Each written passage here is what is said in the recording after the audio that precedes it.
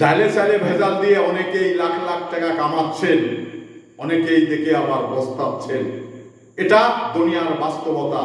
আসলে এই দুনিয়াতে মানে সারা পৃথিবীতে প্রায় 800 কোটি মানুষ।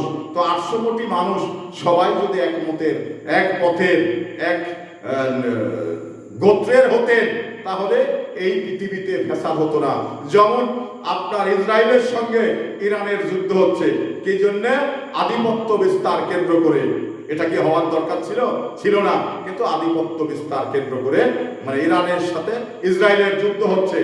তেমনি ভাবে আমার এলাকাতেও দেখতে পাচ্ছেন, পাড়াতে দেখতে পাচ্ছেন যে শুধুমাত্র এই ক্ষমতা বা আধিপত্য বিস্তার কেন্দ্র করেই বিরোধ সৃষ্টি হচ্ছে, খুন খারাপই হচ্ছে, শুধুমাত্র এই কারণেই। তো এটা থেকে মানে দূরে থাকতে হবে, কারণ রিজিকের মালিক আল্লাহ।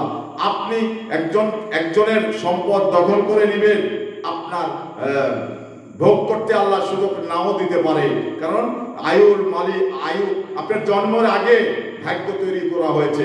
আপনি এই পৃথিবীতে কতটুকু খাবেন, কতটুকু থাকবেন, এটা কিন্তু নির্ধারণ করা হয়েছে। তো এর শত চেষ্টা করলেও একটি হরফও আপনি বদলানোর ক্ষমতা আমার আপনার নেই।